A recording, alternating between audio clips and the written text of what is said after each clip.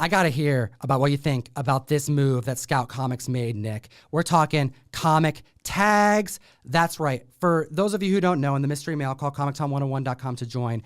We send out comics every single month, but comic books are not just about collecting. They're not just about keeping it in a bag and board and never opening it up ever again. They're not just about sending them off to get to Florida to be encased. Some would even say entombed in a plastic. That's what you say, right, Nick? And in a case forever, which I do all these things too, so no worries. I'm not knocking anyone, but they're also for reading. And I always thought it important to try to get reading back into our boxes, and Scout Comics made it possible, but we're seeing these at LCSs across the country. And what this is a collectible card that's in the form of an ash can. You get a one-page spread with a collectible card on it that when you scan the SKU, put the code in, you unlock a full digital graphic novel for $6.99. What happened? I heard an explosion. That's right. It's mind-bending. What? Because we're talking about Mindbender today. Mindbender is going in every single box in the August mystery mail call. You got days left to join the community. August 15th is the cutoff. And when you support what we do, we try to go out of our way to send the most value in our boxes. And Mindbender is a book that came out back in 2017, one that I actually made an exclusive for. I teamed up with artist Piper, a very talented tattoo artist, to make a virgin variant, and Scout's doing us a solid. So aside from sending out a comic tag in each box, we actually have 500 Comictom exclusives only available in the mystery mail call. So a lucky 500 members are going to get actually going to get one of these, a different version of the card. And yes, it unlocks a full digital graphic novel. Nick, what do you think about this move that Scout's making? I think it's great, even though I just kind of crapped all over digital on that Substack segment. But Scout does things that are unique and different. James is super committed and passionate about the comic book industry. This is a good way to have an alternative way to read comic books that you may not have picked up in the store. I think it's awesome. And the card is collectible. So it's, it's a different direction, and it's pioneering. And I appreciate that about Scout. And, they have great books. They put out a lot of great books that don't get the type of fanfare from the community that they should get, but it's difficult. It's a difficult thing. So when you get a chance to support an independent publisher, do it if you can, because you might find something that you really like quite a bit.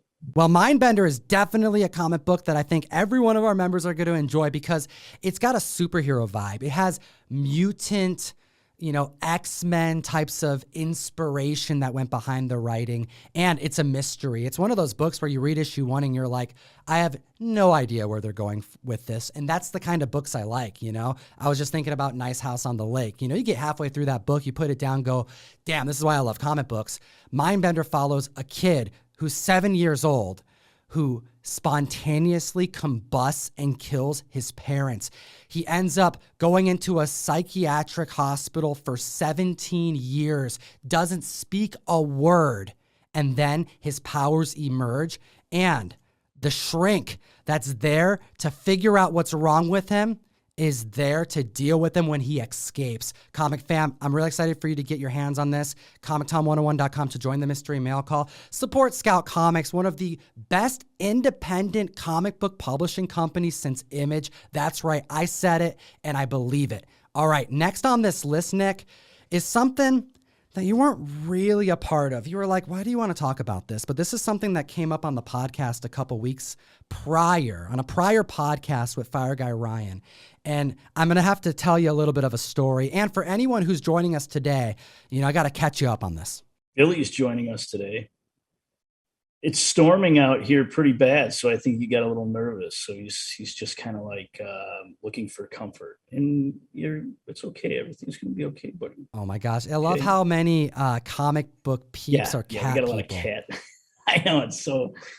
There's got to be something to it, something psychological, I guess. This entire podcast, Butch has been sitting in front of me, just watching the cursor on my screen with my notes. Really? Yeah, he's just sitting there the entire time, quiet. So this is the story. This is what happened. This is going to be a quick bit, Nick, but I got to hear your reaction to this. Yeah, get it over with. So we have this Pinky and the Brain cover, right? All right. You got Pinky. And it says, "Erp, I knew I shouldn't have eaten all of this cheese." Okay.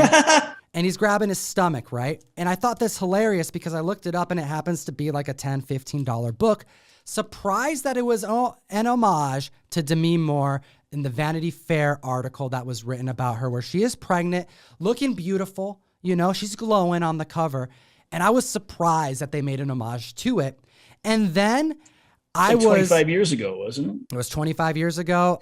And Nice. I was torn a new one in the comment section of that video because I mentioned, I don't know if there's any other homages to this cover.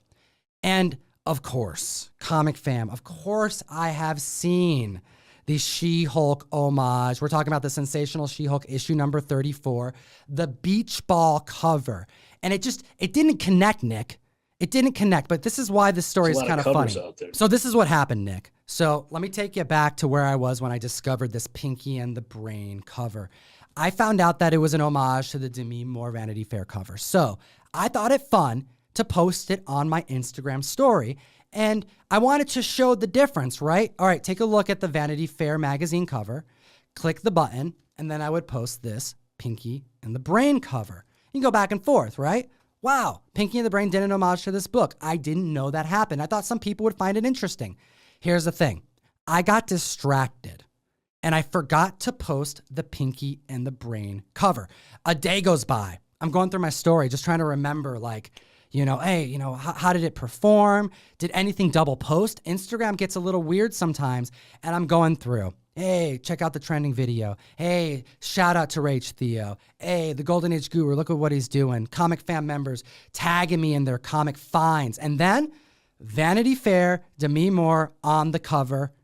And then I click again thinking, oh yeah, it's the Pinky and the Brain thing, right? And I forgot to post Pinky and the Brain. So randomly throughout the day, the Comic Fam who follow me on Instagram just was hit with a beautiful cover of a magazine, but completely out of place because I didn't post the homage. And that's what brought this on the show, because that happened and people were like, what's up with this cover? Like, Tom just really loves pregnant Demi Moore, which I have no problem with. It's a great, very memorable cover, but it was out of character. I wasn't trying to show people this cover that didn't see it before. I was trying to demonstrate that there are homages to it. So after being reminded by the Comic Fam that there was a Sensational She-Hulk cover, issue 34 beach ball cover that is an homage to this, I went down the rabbit hole and I found more. So Nick, I want to take you through some of the homages to this cover. The first being... Yeah, but I don't really care. Well, you're going to care because I'm going to show you this one. Quasar issue number 29. Literally, a pregnant Quasar on the cover. Marvin never said there'd be days like this. And this book is where the Cosmic Avenger is just dealing with some relationship problems. He doesn't actually get pregnant, but they do the homage justice. That's because it's impossible, Tom. That's why. Quasar can't get pregnant. Okay. Let's move on from this cover. Okay, we're going to move on to the next one because this next one is done by one of your favorite artists. We have Evangeline, issue number 2, an homage done by Rob Liefeld. Yes, Rob Liefeld avoided drawing the feet, but indeed did the pregnant take homage. that, Rob. Take that from Comic Tom. I had nothing to do with it. Oh, my goodness. Has Rob blocked you on Instagram? I'm just curious. He blocked me. He hasn't blocked me yet. I love you, good. Rob. Well, I have no complaints about the feet. All right. You just earned his block. It's too late. No. I think it's okay. Okay, well, let's keep it going because one of my favorite artists of all time did an homage to this. We have Wormwood, Gentleman Corpse, done by the very talented Ben Temple-Smith, drawing the homage. Gruesome, but done right. It's a real popular.